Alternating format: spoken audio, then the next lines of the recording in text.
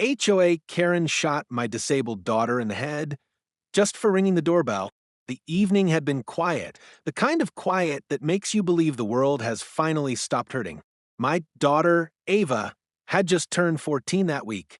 She was born with cerebral palsy, and after years of surgeries, she'd finally learned how to move short distances using her new motorized chair. That night, she wanted to do something small, something normal. "Dad," she said with that stubborn little smile, "Mrs. Karen got our mail again. Can I take it over?" I hesitated. Karen lived across the cul-de-sac, the self-proclaimed president of the HOA, queen of rules, and critic of everything that didn't fit her version of normal. Still, it was broad daylight, and Ava only had to cross 20 feet of clean, manicured asphalt. I nodded. "Just ring the bell, hand it over, and come straight back." She grinned. "I got it, Dad." The sound of her wheelchair hum filled the air, soft and steady. I leaned against the porch railing, watching her roll across the street with the envelope on her lap. The sun was setting, streaking the sky in amber. Everything looked peaceful. Then came the sound, a single deafening crack that split the world in half. My coffee cup shattered on the ground. Birds scattered from the trees. Ava's wheelchair jerked sideways, her small body slumping against the armrest. For a second, I didn't understand what I'd heard. Then I saw Karen standing at her door, gun in hand, her face twisted with fury and fear. I screamed her name, ran, fell to my knees beside my daughter. Her eyes fluttered, blood tracing down her temple. Karen's voice trembled. She was trespassing, but I wasn't listening. All I could hear was the ringing in my ears and the whisper leaving my lips. "Stay with me, baby, please stay with me." Before you hear what happened next, tell me, if you were me, would you have run for help or gone for a gun? 3 months before the shooting, I thought moving to Willow Creek Estates was the best decision I'd ever made. The neighborhood brochure promised a quiet, inclusive community surrounded by safety and care. After years of living near hospitals, I wanted Ava to have that, a normal life. A front yard, friends, the sound of laughter instead of sirens. I still remember our first day. The sunlight bounced off the freshly painted houses, every lawn trimmed to identical perfection. Ava sat in her chair, smiling at the sound of children playing nearby.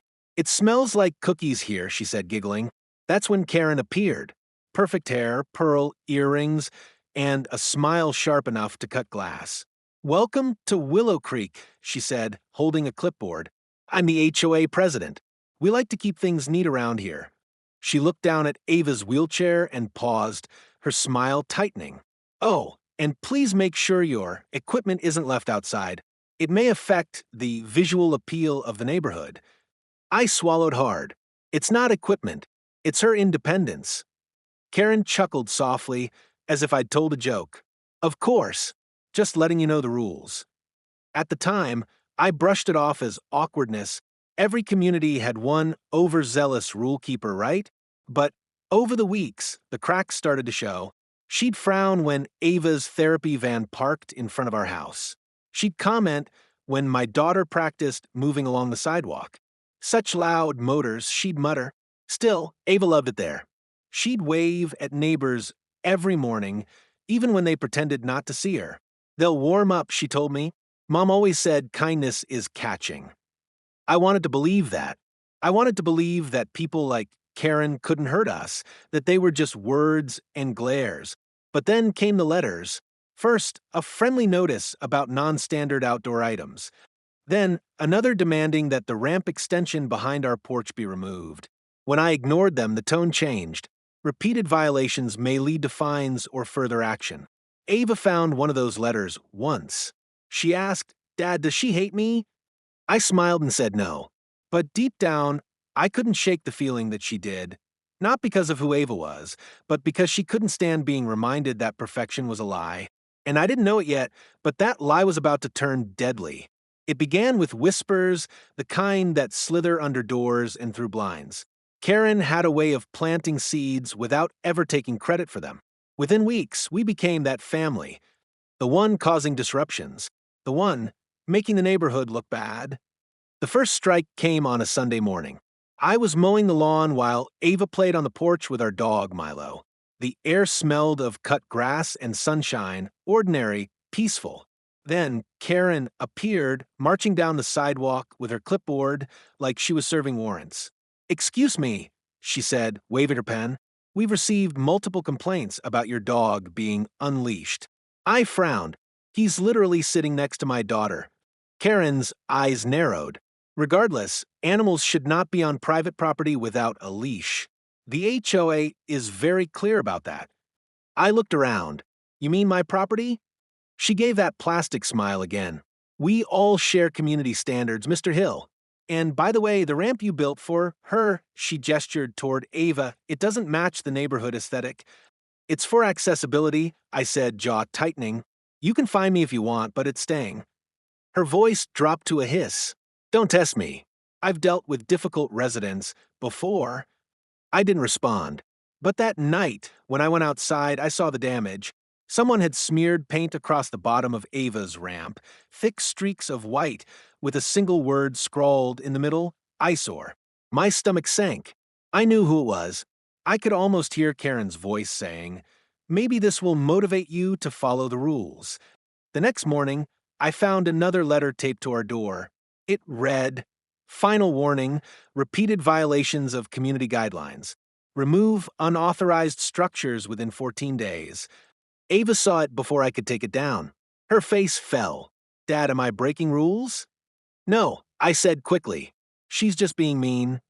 She was quiet for a moment, then whispered, "I don't think she likes people like me." That hit harder than anything Karen could have said, because deep down, I knew Ava was right. Karen didn't just dislike the ramp, she despised what it represented.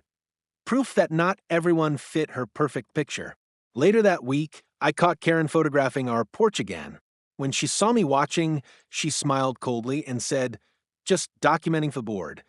That night, I installed a camera of my own right above the ramp. Not out of paranoia, out of instinct, because something in her eyes told me she wasn't done yet. And I was right. By midsummer, it felt like we were living in enemy territory. Karen's campaign had turned the entire HOA into her personal army. Neighbors who once waved stopped making eye contact. The kids who used to say hi to Ava now crossed the street when they saw her wheelchair. It wasn't just coldness, it was fear. Fear of Karen. The next strike came disguised as neighborhood enforcement. One morning, a notice appeared on every mailbox. Mandatory property inspections conducted by HOA president and board members. I didn't think much of it until I saw Karen outside our window later that afternoon, snapping photos of our driveway, our porch, even Ava's therapy equipment inside the garage. I stepped out immediately. "Karen, that's enough," I said sharply. "You're trespassing." She turned, smug as ever. "Inspection rights are outlined in Section 14B of the HOA Charter. Maybe you should have read the fine print before moving here." Her tone was sweet, but her eyes burned with something darker. That night, the online HOA forum exploded with anonymous comments. "Some people move here for attention. That ramp's lowering property values. Not everyone wants to live next to a hospital." I knew who was behind it. Karen always hid behind her rules and her gossip. The next morning, Ava found our recycling bins overturned. Inside, someone had stuffed a crumpled drawing she'd made, the one of our house with the words "My Forever Home" written across the top. It was smeared with mud. She didn't cry, but the look in her eyes said enough. "Dad," she whispered, "can we move again?" I knelt beside her. "Not yet, sweetheart. Not until she's held accountable." From then on, I documented everything, every photo Karen took, every letter she sent, every comment she made at HOA meetings. I even started recording our conversations. And that's when I noticed something strange. In one recording, Karen bragged to another board member, "I'll get them out if it's the last thing I do." The HOA doesn't need sympathy cases ruining our image. Sympathy cases. That's what my daughter was to her. A blemish on her perfect neighborhood. The line between harassment and hate had vanished. And though I didn't know it yet, the next time Karen decided to make a point, she wouldn't use words or letters. She'd used something far deadlier. The day before it happened, the tension in the neighborhood was unbearable. You could feel it in the air, heavy, humming like the sky before a storm. Karen hadn't spoken to me directly in weeks, but her presence was everywhere. In the notes she slipped under our door, the stairs from her living room window, the way her sprinklers seemed to accidentally spray Ava every time she rolled by. That morning, I took Ava to her physical therapy appointment in town. When we came home, something fell off. The welcome mat was gone. Our mailbox flag was bent, and taped to the front door was a letter written in neat, looping script. Some people just don't belong in communities like this. Take the hint before someone gets hurt. I felt my hands shake as I crumpled it. I looked at Ava, but she was too busy humming to notice. That night, we had dinner quietly on the porch, spaghetti her favorite. She told me about how she wanted to start baking cupcakes to sell at the school fair. Even Karen might like them, she said with that naive optimism only kids still have. I forced a smile. You make cupcakes that good, kiddo, everyone will like them. But inside, I couldn't stop replaying that note. Before someone gets hurt. After Ava went to bed, I walked outside with a flashlight, checking the porch camera. That's when I saw it, a faint crack in the front window of Karen's house, directly facing ours. Behind it, the faint glow of her silhouette, still awake, still watching. She'd lost control of her obsession. This wasn't about HOA rules anymore. It was about dominance, resentment, hate. The next morning, the local mail carrier accidentally left a package at our doorstep, one meant for Karen. Return to sender was scrawled in small letters, but the name was clear, K. Thompson. Ava spotted it before I did. I can drop it off for her, Dad. It's just next door. I hesitated. No, sweetheart, I'll handle it. But she insisted, that same stubborn spark she got from her mother. I'll be quick. She might finally be nice if I do something kind. I sighed, reluctant but tired of saying no to everything. All right, just ring the bell and come right back. Those were the last calm words I ever said to my daughter before the sound of a gun shattered everything. And in that single deafening moment, kindness met cruelty and lost. The police called it an accident that first night. That word haunted me, as if pulling a trigger on a child was a reflex, not a choice. Karen was taken in for questioning, then released before midnight. I sat in the hospital waiting room, my hands still stained with my daughter's blood, and realized something. Justice wasn't automatic. I was going to have to drag it into existence myself. The first 48 hours were chaos, reporters on lawns, HOA members giving statements, and Karen's smug face on local TV claiming she feared for her life. She stood behind her lawyer, tears carefully timed, saying, I didn't know it was the child. I thought it was an intruder. But the footage said otherwise. That camera I'd installed months earlier, the one facing the porch and the street, had caught everything. Ava rolling up the driveway with a small package in her lap, her pressing the doorbell once, Karen opening the door, aiming, firing. No hesitation, no warning. The detective assigned to the case, Officer Gray, seemed cautious. It's clean footage, he said, rewinding the clip, but we need corroboration. A witness statement, maybe the firearm record. You'll have it, I promised. Over the next week, I became obsessed. I gathered every HOA email, every threatening letter, every photo Karen had taken of Ava's chair. Her words, her tone, her hate, all of it painted a picture that was impossible to deny.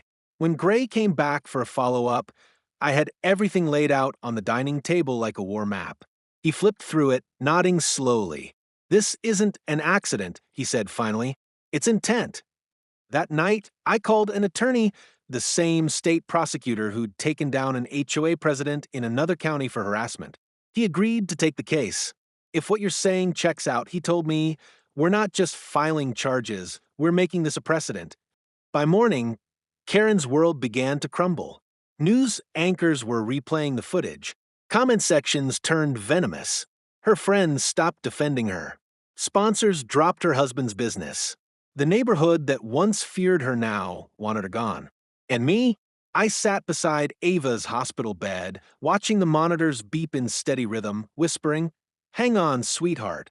She'll never hurt another soul again." That was the night I stopped being a victim and started building the trap that would destroy the woman who shot my child. It was a Friday evening, the kind of calm, ordinary dusk that makes you forget bad things can happen in safe places. The sun was dropping behind the rows of identical houses, and the neighborhood smelled faintly of barbecue and freshly cut grass. Ava had just finished dinner and was humming a song as she wheeled onto the porch. In her lap was the small cardboard box with Karen Thompson's name printed neatly on the label. "Dad," she said, her voice hopeful. "Mrs. Karen's package came again. Maybe if I bring it over, she'll finally stop being mad." I looked up from the sink. "Let me do it." She shook her head, that quiet stubbornness in her smile. "I can do it myself. You always say being kind matters, even when people aren't." For a second, I wanted to argue, but how do you tell your child don't be kind? So I sighed and nodded. "Okay." Straight there and straight back, I watched her roll across the street. The sky was painted orange and gold, her shadow stretching long on the pavement. She reached Karen's porch, pressed the doorbell once, and waited. I remember thinking how small she looked next to that massive oak door. Then everything blurred. The door cracked open just a sliver, and I saw the barrel before I heard the sound. A single gunshot ripped through the air. Birds scattered from the trees. The echo rang through the cul-de-sac like thunder. Ava's body jerked. The package tumbled from her hands. Her wheelchair spun halfway before colliding with the flower pots. She slumped forward, so still it didn't look real. I don't remember dropping the dish. I don't remember screaming. I just remember running, barefoot, fast, my chest exploding with panic. Karen stood frozen in the doorway, gun trembling in her hand, her eyes wide like she'd only just realized what she'd done. I thought she was breaking in," she stammered. "She was right there. I didn't let her finish." I shoved past her, kneeling beside my daughter. There was blood, not much, but enough to make the world tilt. A faint streak across her temple. Her eyes were half open, unfocused. "Stay with me, Ava. Please. You're okay, sweetheart," I whispered, pressing my hand against her wound as my voice broke apart. The sound of sirens grew distant, like they were coming from another planet. Neighbors poured out, gasping, filming, whispering. Nobody moved to help. Karen dropped the gun, backing against her door. "It was self-defense," she shouted to no one in particular. "She startled me. She was in my yard." Self-defense. I looked up at her, rage so deep it made my body shake. "You shot a child," I said, my voice barely human. "You shot her for ringing a doorbell." She stepped back, her hand still shaking. "I didn't know. You knew exactly who she was." When the police arrived, everything turned mechanical, tape, lights, questions. They pulled Karen aside while I rode in the ambulance, clutching Ava's small hand, whispering the same words again and again.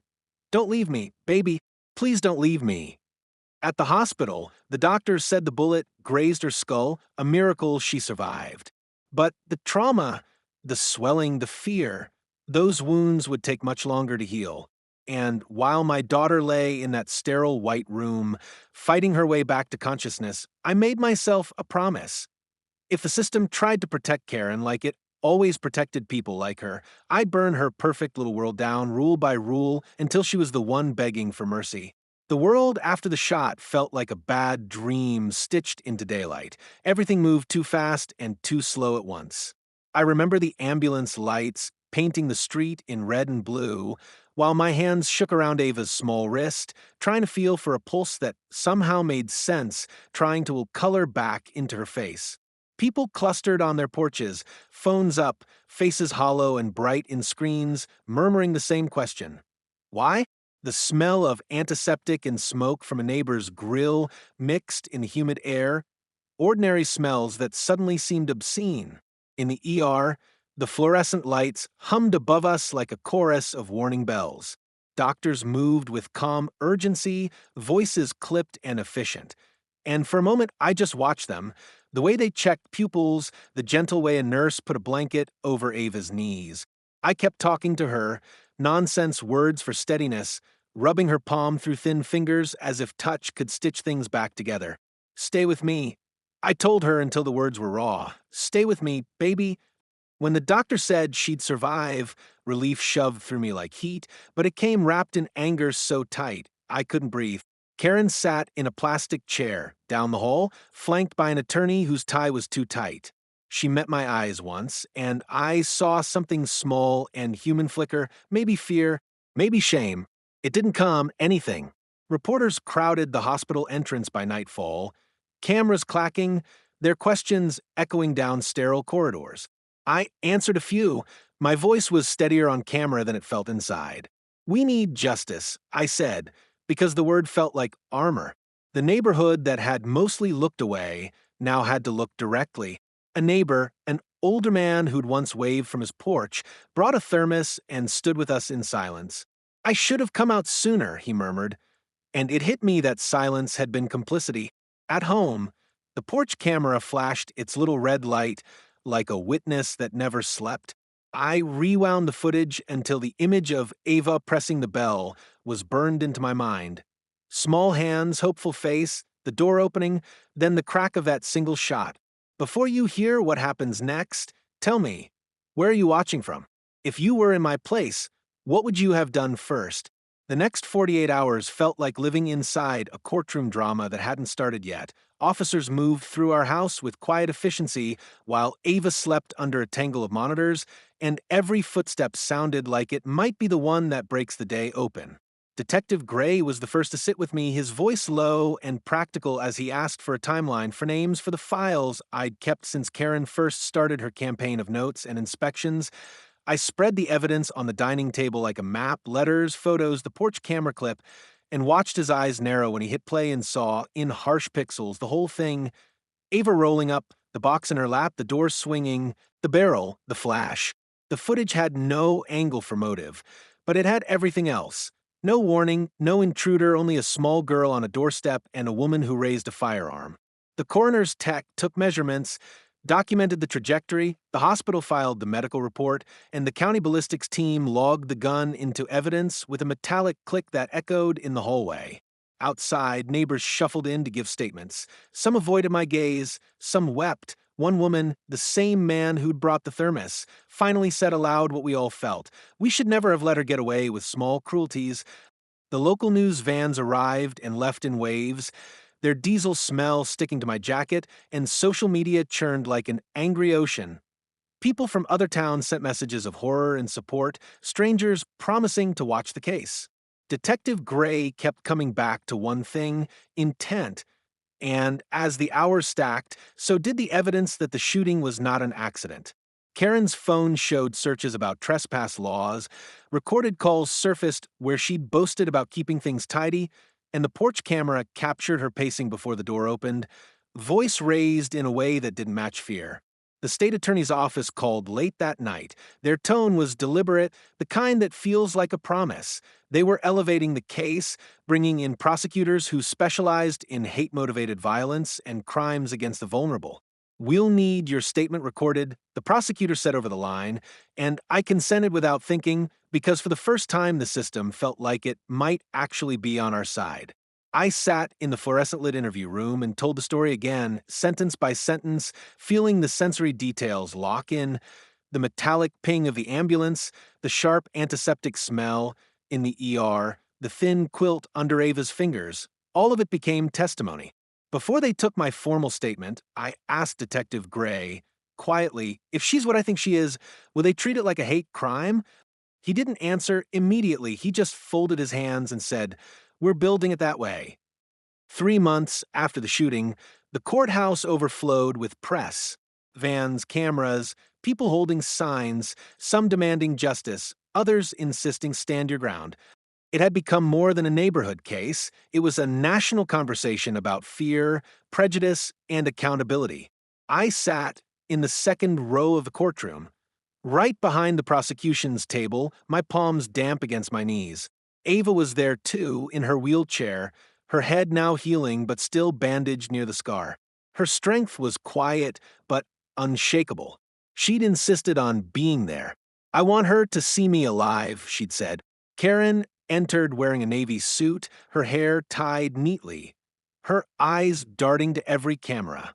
She still carried that old arrogance, but it was cracking now. You could see it in her trembling jaw. When the judge called the case, the courtroom fell silent. State of California versus Karen Thompson. Charges: attempted murder, aggravated assault, and hate-motivated violence. The prosecutor, Callahan, was calm but sharp. "This was not a moment of fear," he began. "It was a pattern of control, harassment, and hatred that ended with a bullet fired at a child." He laid out everything: the HOA complaints, the threats, the footage. He played the video frame by frame. The courtroom gasped when the muzzle flash lit the screen. Karen's lawyer tried to twist it: a tragic misunderstanding, poor lighting, a woman's fear. But Callahan's rebuttal was surgical. Fear doesn't pull a trigger at a 14-year-old holding mail.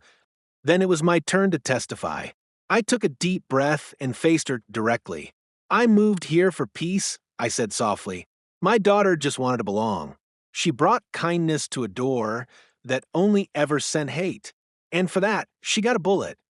Karen wouldn't look at me, her gaze fixed on the floor. When Ava spoke, you could have heard a pin drop. Her voice was fragile but steady.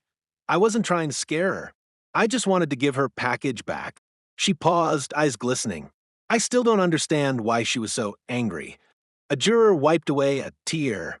Even the judge looked shaken. The defense tried one last, desperate play, painting Karen as a victim of paranoia, citing neighborhood stress. But when the police tech revealed her Google searches, legal grounds to shoot trespassers, can HOA enforce no disabled access rules? The courtroom shifted. The narrative of fear turned to proof of intent. After 5 days of testimony, the jury deliberated for only 4 hours. When they returned, the foreperson stood, voice clear, guilty on all counts. Karen gasped, her hands trembling as she covered her face. The courtroom buzzed, reporters typing furiously, cameras flashing, people whispering. The judge's words were deliberate, like hammer strikes. For the deliberate harm caused to a child and the abuse of community authority, this court sentences the defendant to 20 years in state prison, with no possibility of parole for the first 12. Karen's head dropped. For once, there were no excuses, no speeches, no rules to hide behind. Just silence, the kind that follows truth, finally spoken aloud. As the bailiff led her away, she looked back at me. Not with anger, not even fear, just emptiness. The kind that comes when control is gone for good. I turned to Ava, who was already looking up at me, her small hand squeezing mine. "Did we win?" she asked softly. "Yeah," I said, my voice breaking. "We did, sweetheart. We really did." But as the gavel echoed through the room, I realized justice wasn't victory, it was survival. And survival had its own kind of power. The courthouse emptied slowly after sentencing, but I stayed seated, my palms pressed against the wooden bench, the sound of my heartbeat louder than the buzz of reporters outside. I wanted to move, but my legs felt cemented, like leaving that room meant admitting it was really over. Across the aisle, Karen sat alone, her wrists cuffed, her once perfect posture folded in on itself. For the first time, she didn't look powerful. She looked small, defeated. Her pearl earrings, the ones she wore the day we met, were gone. Her eyes were red, her makeup streaked. She kept staring at the floor, as if the verdict were too heavy to meet head-on. When the bailiff gestured for me to stand, I walked toward her, not out of hatred, but something closer to gravity, the pull of unfinished business. The reporters behind us went silent. Even the hum of air conditioning seemed to fade. She glanced up, her voice a ghost of what it once was. "I never meant," I stopped her gently. "Don't," I said, "don't rewrite what you did. You didn't see my daughter as a child. You saw her as something that didn't fit your picture of perfect." Her chin quivered, but she said nothing. I leaned closer, my voice low enough for only her to hear. "You tried to erase someone who was kind to you. But the thing about kindness, Karen, it doesn't die with cruelty. It exposes it. Her eyes flicked toward the gallery, where Ava sat quietly, her hands folded in her lap. That tiny bandage still visible near her hairline, her spirit untouched. Karen looked away. The bailiff placed a hand on her shoulder, guiding her toward the side door. As she walked past, the chains at her wrists clinked softly, a hollow sound that would echo in my head for weeks. Outside, the courthouse steps glowed gold in the late afternoon sun. Reporters called my name, microphones flashing. "Do you have a statement?" Someone shouted. I paused, holding Ava's wheelchair steady beside me. "We're not here for revenge," I said calmly. "We're here because justice only matters if it protects the innocent, especially the ones who can't fight back." The crowd went quiet. Cameras clicked. We rolled toward the car as the courthouse doors closed behind us. I looked down at Ava. "You okay?" She nodded, eyes bright. "Can we go home now?" I smiled, a real one this time. "Yeah, sweetheart. We can finally go home." As the car pulled away, I glanced once more in the rearview mirror. The courthouse stood tall against the sky, solid, immovable, eternal. And for the first time in a long time, I believed that maybe, just maybe, the world could still choose what's right. 6 months later, the scar on Ava's head had faded into a thin silver line, a reminder, not a wound. She called it her lightning mark. Every morning when she brushed her hair, I saw it glint beneath the sun, and I remembered that miracles sometimes come dressed as second chances. Willow Creek Estates didn't look the same anymore. The neighborhood had changed, not just physically but spiritually. The HOA disbanded entirely after Karen's conviction. In its place, the residents started something new, the Willow Creek Unity Council, focused on accessibility, empathy, and inclusion. The same people who once ignored us now built ramps beside their porches and volunteered for Ava's school therapy fund. Sometimes I still caught myself flinching at sudden noises, at doorbells, at the sound of laughter near driveways. Trauma lingers like fog, creeping in on quiet days. But Ava was the light that kept burning through it. She'd started painting. Bright, vivid skies and soft pastel neighborhoods, versions of our street the way she wanted it to be. One evening, she showed me a canvas of a little girl in a wheelchair holding a bouquet of yellow tulips standing before a house with a sign that said, "Everyone belongs." "You like it?" she asked shyly. I nodded, my voice thick. "It's perfect." She grinned. "That's because I painted the house next to it as ours. We're staying, right?" For a moment, I hesitated, thinking of all the nights I'd wanted to move away, start over somewhere no one knew our story. But then I saw the hope in her eyes, steady and fierce. "Yeah," I said, "we're staying, because this time, the neighborhood deserves you." We hung the painting by the front door, where that single gunshot had once shattered everything. Now it greeted us with color, not fear. As the sun sank behind the houses, I stepped onto the porch and listened. No sirens, no shouting, no judgment. Just crickets, the soft hum of sprinklers, and the steady creak of Ava's wheelchair rolling beside me. She looked up at the stars, then whispered, "Dad, do you think Karen still remembers what she did?" I thought for a long moment, then said, "Maybe, but what matters is that everyone else remembers what you survived." She smiled, resting her head against my arm. "Then I guess we both won." The porch light flickered softly overhead, warm and golden, no longer a warning but a welcome home.